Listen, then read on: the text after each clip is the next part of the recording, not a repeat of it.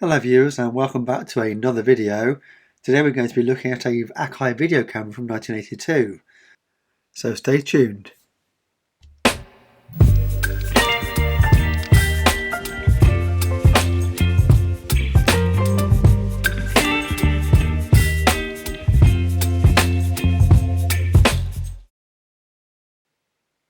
When you think of Akai, you usually associate them with hi-fi, especially reel-to-reel tape recorders from the 1960s and 1970s.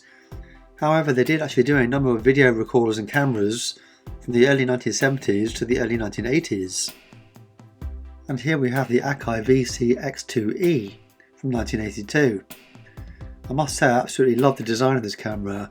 It's so far apart from its counterparts from the same time period. Most video cameras from that time period took their styles from cine cameras from the 1970s to the 1980s. At £599 back in 1982 it certainly wasn't cheap. I can tell you now it's quite an awkward camera to hold, and it weighed in at 2.4 kilos, and that didn't include the portable video recorder that you had to lug around.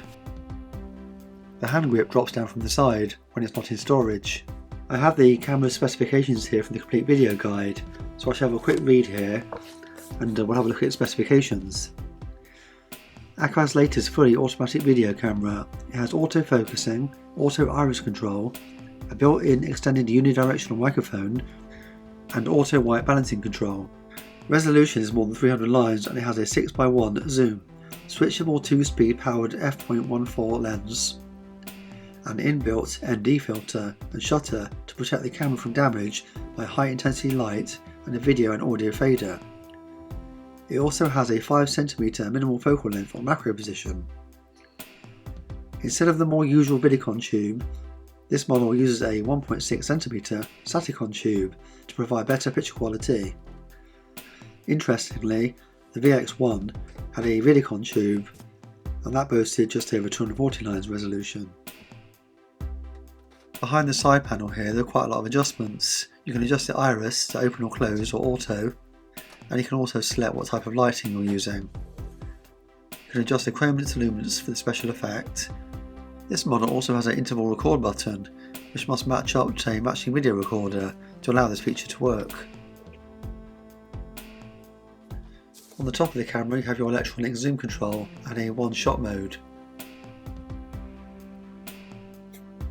Most cameras at the time didn't have an autofocus unit, and when they did it was quite a cumbersome item added onto the front.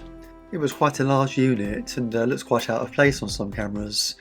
Here at the front you can adjust it to either on or off, or single shot mode. There was also a 3.5mm mic jack to have an external microphone and a remote socket. And on the side here you have your fade in out button, telescopic mic and drop down handle. Interestingly, some of the manufacturers from this time period used to put the actual month and date the camera was made on the back or underneath. Sadly my example here isn't working, and I also have another one of these models that's also not working. They both have the electronic viewfinder lighting up, but there's no image through the lens. So in today's video we're going to be opening it up and having a look inside. We'll see if there's anything obviously wrong with it. You never know, it could just be some bulging leaking capacitors, or the tube could have failed. I will be taking this apart slowly and carefully because I don't want to damage anything, because I'm hoping if I don't repair this in this video, in a future video I may actually get it working. So let's get started. Okay, so let's start taking this apart. So look at the screws.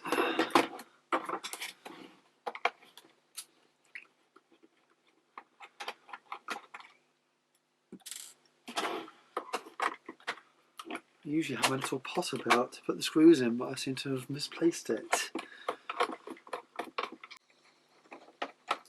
Might be something simple like a blown fuse or a bulging capacitor, you never know, might be lucky.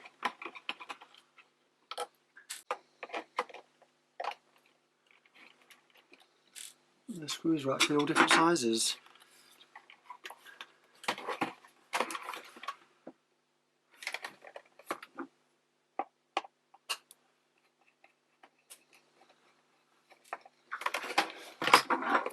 When I made my other teardown video on a JVC, I didn't really make much of an effort with that. I didn't think anybody would watch it. I did it more so for myself.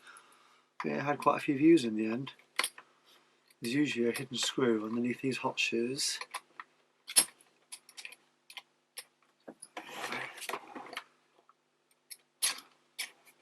There we go.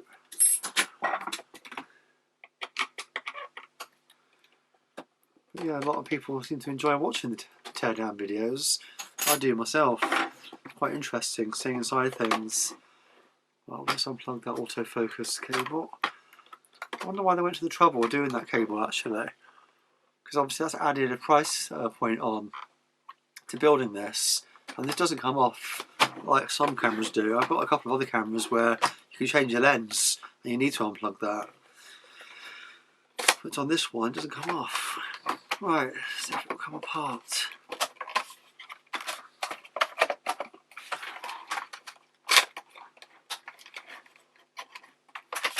Don't to force anything.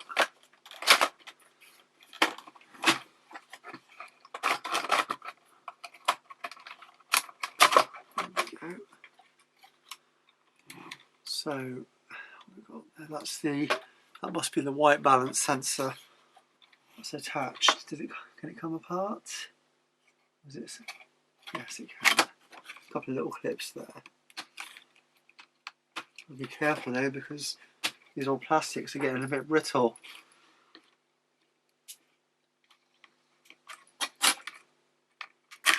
There we go. No date code in there, but obviously it's got a date code on the back of there anyway.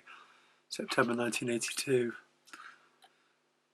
It's funny how they used to do that in the old days. Right then, what we've got? Let's have a look. Well, there's certainly a lot in here. Wow. So you've got a sideboard, a top board, another sideboard, and possibly one underneath. So there you've got your iris control. So that moves automatically. When the camera comes on, I think it opens up after a short while to give the tube a chance to warm up. So I want to be careful with this. I don't want to rip it to pieces and damage anything. So I'm going a bit slower than usual. Like I said, you never know, I may have to repair this.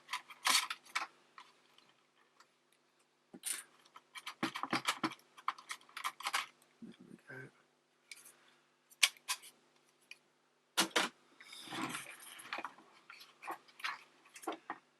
Wow. A lot of botching on the side there actually. Look, they've added some diodes in there. I guess it needed a modification after it was designed. Interesting. Well, I can unplug that now. That's good.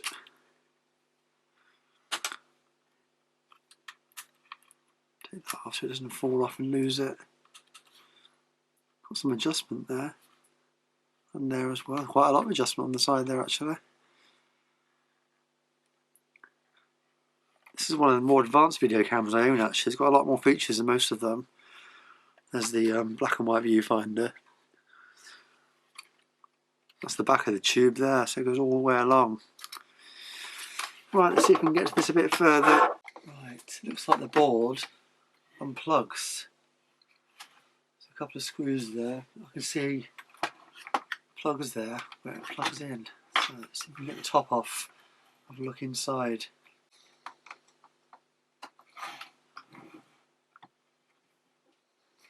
It's always good to film these teardowns anyway, if you're going to put something back together again, because sometimes you forget where things go. So it's a good reminder for yourself, especially with my memory, the way it is. I forget everything these days. Is there anything under that piece of tape? Yes, there is. Look, a hidden screw under that bit of tape. I mean, it looks like it's just a single-sided PCB. A single layer, should I say, on this side. So if you do damage anything on a board like this, they're quite easy to repair.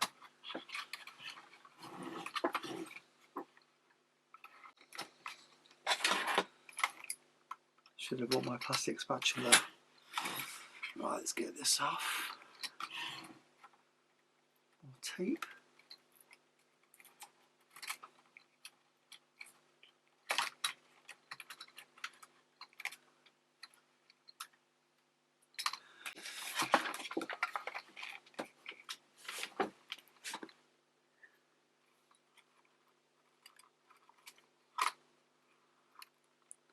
so many wires. There's the length of the tube.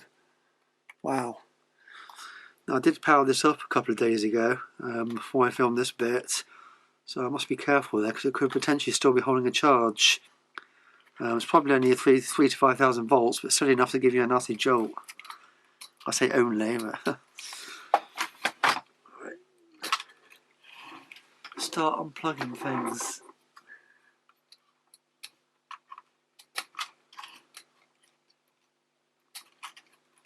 There we go. So it's joined with some cables there so you can flip it over. Now we've got a nice view of the inside. So there's your CRT for the viewfinder, and there's the CRT for the pickup tube. That goes all the way back there and probably begins around here. Wow. It's very clean and tidy inside. A little bit of white across the side there, not quite sure where that will be from, unless it's corrosion. And there's some on this side actually, on the plugs. So it could just be something like that. That could stop something from working. Sometimes you can just plug something back together again, and it's plugging it in and out gives it a bit of a clean. Loads of capacitors, absolutely loads of them.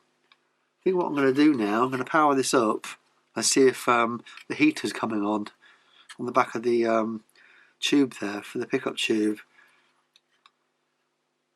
See if anything lights up.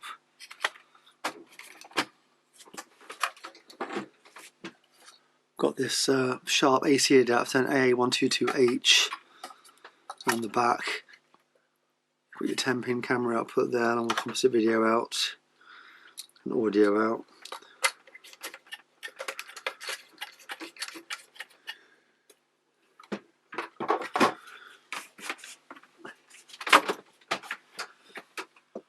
Always amazes me how much is in these old cameras. I think that's why I find them so fascinating. There's just so much needed to make it work. When you think about what's in a mobile phone today, absolutely nothing.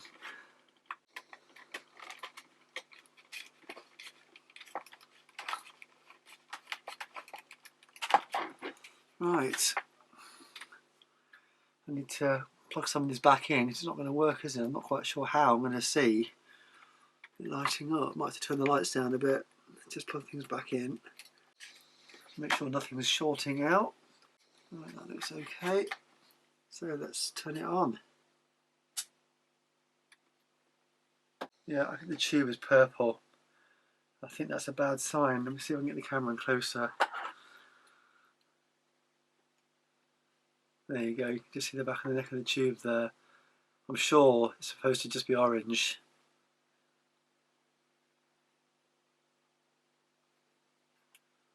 I've got a black and white camera. It's this one over here. Did a previous video on that, and then that had a purple tube at the back. So I guess the tube's probably gone. I think it's arcing. But I'm pretty sure that's what's wrong with it. Shouldn't be purple like that. The iris there is still closed. If I do remember rightly, we're just on the side here. It's on full open, but it's not moving. So obviously that's not going to let anything through. Just manually adjust it, see if anything comes up on the screen. There. Can't even see the heater on the back of the CRT coming up. Not lighting up at all. Let's switch it off and dig a bit further, just have a quick look around it. Actually, I just realised not had the top board closed down, have I? So maybe that's why there's nothing coming through. Just close. Now they've seen the tube light up, let's just close it all back down again. Silly me. I'm sure you already all noticed that whilst you're watching it back. But, I could edit that out, but I'm not going to. I mean, at the end of the day, those controls are for the iris and everything, so that's why the iris is probably staying closed. Alright, let's try it again. Fingers crossed, you never know.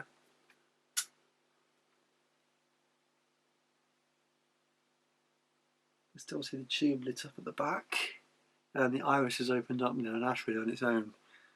No, still getting nothing on the viewfinder. So I've got another one of these that does exactly the same thing. There's no image. I haven't opened that one up yet though. See, the iris is working. Zoom works.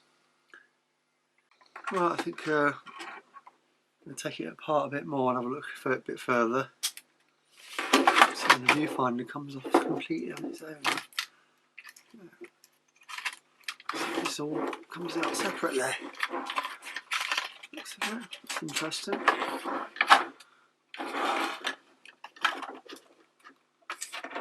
Quite a lengthy cable there. These plugs, you can see those. I did look at the service manual quickly for it, but there's just so much to look at, I couldn't memorise it all.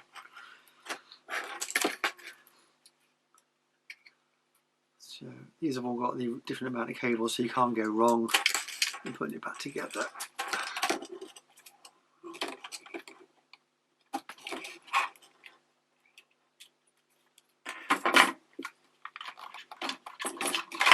There we go.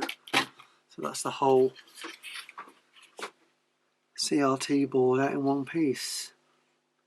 So that'll make a nice little project for something actually, because I do like my little CRTs.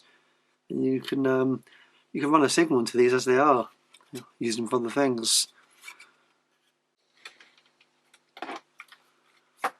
Oh, there's a fuse in the back there.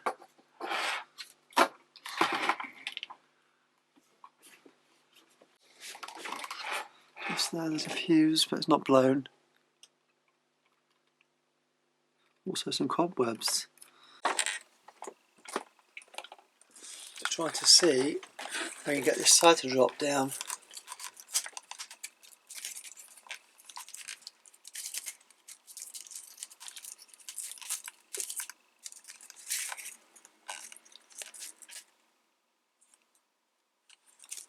Like that.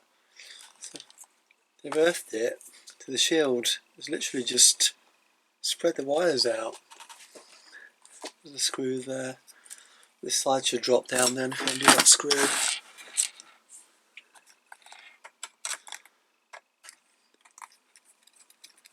That didn't take much turning.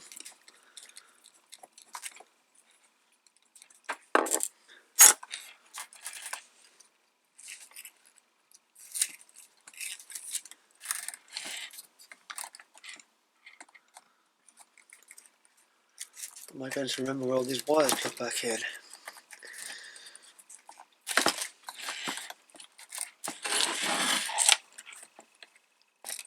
Just clear of that tube.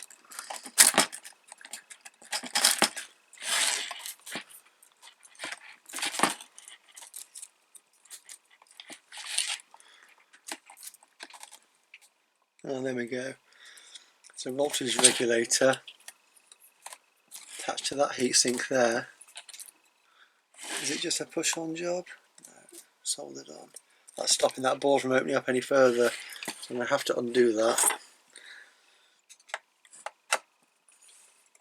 It's just got a thermal pad underneath. Yeah.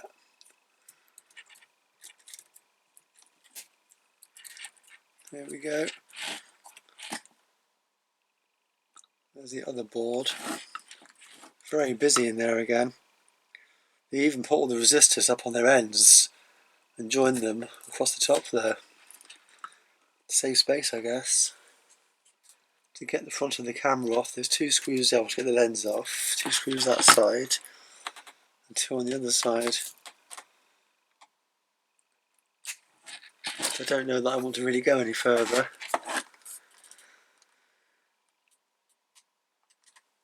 Lots of testing points. Well, I think that's as far as I'm going to go with that. Had a good look around inside of it. Can't see anything obvious that would indicate why it's not working, apart from that tube lighting up purple. I'm sure that indicates a bad tube. It's a Saticon tube as well. I don't think I have any of those. If I can find another camera that's working and take it out, I might do that in another video. and swap it out, see if it makes any difference. It would be interesting. Well, curiosity got the better of me and I decided to open up that other camera in the end, and here we go. I've just got the other video camera out to test that, which is an identical model. Same issue, nothing on the screen, but the tube in the back is glowing orange. So this one is not purple like the other one was, which I suspect is faulty. So this one seems to be okay. So we may have a bit more luck with this one. So I'm going to open this one up now and have a quick look inside to see if there's anything obviously wrong with it. One thing I have noticed is the iris is not opening automatically. I'm having to manually adjust it open. It seems to be sticking. So that's definitely one problem. But I'm going to have a quick look inside now and see if there's anything obvious like bulging capacitors, leaking capacitors, etc. It turns out I can't see anything physically wrong with this camera either. So as I suspect this tube may be okay because the heat is glowing correctly, I'm going to attempt to swap it out for the other camera and see if we get the results we're looking for as in a picture. Well, I've got the other camera open now. I've dug a bit further. This is the one with a good tube. I've got the opposite side down to what we had before. I haven't bothered showing the taking apart of this side because it's quite obvious. It's just a few screws. I'm going to be removing the whole pickup tube assembly as it is. There's a screw just there that holds the actual tube in place, and there's another screw just below that holds that can in place. I just need to unsolder that wire and release a couple of other cables that are socketed. Then I can withdraw this and then swap it out in the other camera and then see if we get any positive results as in a picture. Okay, let's pop that cable off.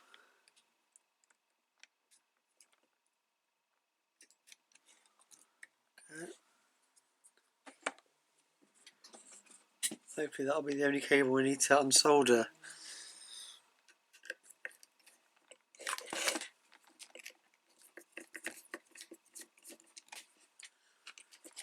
So I'll screw on the bottom there.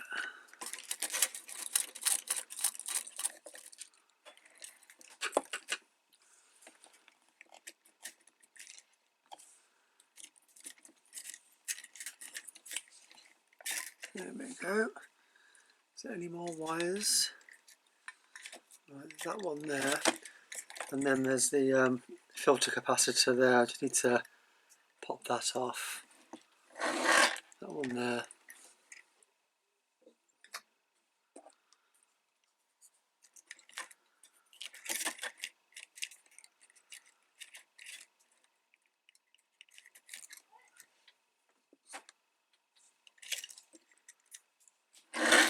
There you have it. That's the pickup tube in its entirety. That's the front of it there. The only cable from this box is that one there that's going to the front, which obviously charges the pickup area, I believe. It's amazing, isn't it, how big that is when you think about the size of a CCD, which is literally just the front. Still find these fascinating though, these old cameras. See, the broadcast cameras all have 3 of these, one for each colour, red, green and blue. These tubes obviously have it all mixed into one. Right, I'm going to go and take the other camera to pieces now and see if I can get that one out and swap this over. I won't film the whole process because it'll be a bit boring, so I'll go and do that next. One interesting thing that I've noticed on the side panel there that deals with the iris and the negative to positive effect, just that single white cable there on the first one I opened, you can see there's some added diodes and a resistor, and the white cable's on a different place. This camera here on the left is 1982, and the later revision, 1983, is the one that doesn't have those modifications. I guess they dealt with those revisions in another way on this later version. Just coming to release the tube now from the second camera, and I think someone's been in here before. That screw there that holds the tube in place is slightly rounded. Either that or it was carelessness at the factory. And there we are, both tubes are out. Unfortunately I had to drill out the second one, the faulty one, because the retaining screw that holds the can in place was rounded off. Probably from the previous person trying to get it out to swap it out, but I've managed to do it. I don't think it'll be necessary really to hold the can in place because it's got the retaining strap across the top there, which should be enough. let's face it, the camera's not going to get overly used. But still, it may not even work yet. You never know, it's 50-50 at the moment. So, well, I'll continue swapping this out now, putting the replacement in, and we'll see how we get on. As you can see, it's quite a mess. Got quite a lot going on here. But it's all a bit of fun, isn't it? And that's what making these videos is all about, documenting these things. And you never know, it might be of use to somebody else in the future. And it will help me remember things I've done as well in the past. So let's get this tube swapped out into the next camera and see if we get any picture. Okay everybody, moment of truth. I've got this little colour portable VHS video recorder here set up so we can see if anything comes up on the screen. So I'm going to power it up now. Hopefully it won't go bang, but if it does, it'll be worth it for all the trouble I've had putting it back together again. Hopefully I haven't missed anything. Just plug that, mind you, it's only for the autofocus, but let's plug it back in anyway.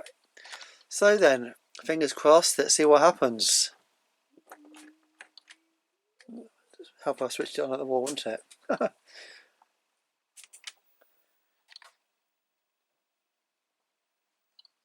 Will we see anything?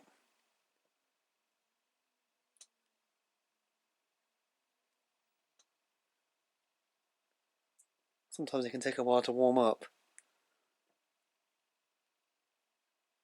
No smoke. You can see the tube lit up orange in the back there, but we're not getting a picture.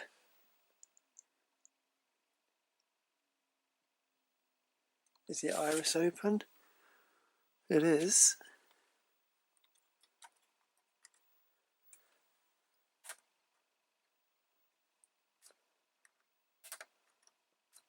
The negative to positive switch is working.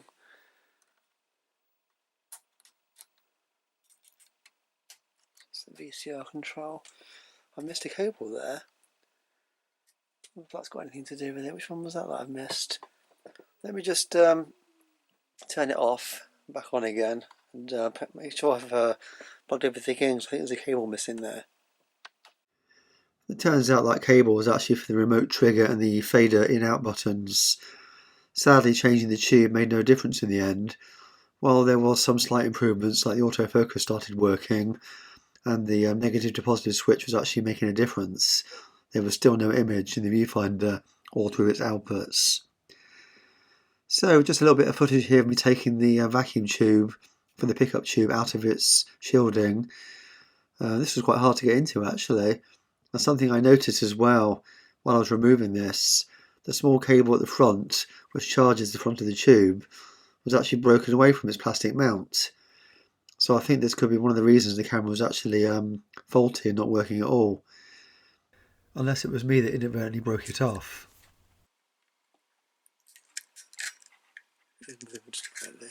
There we go.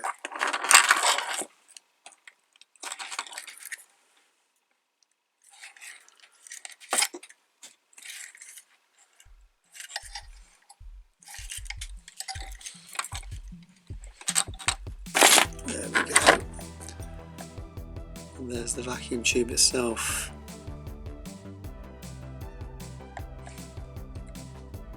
And this is obviously the one that was purple, arcing at the back.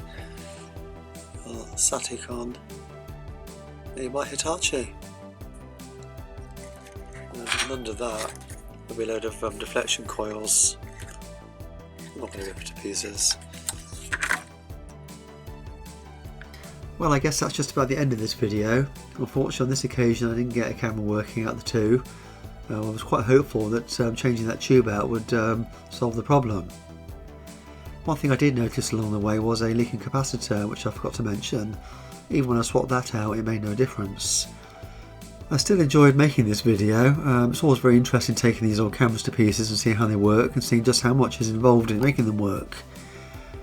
I shall probably use the CRT out of the other one in a future project.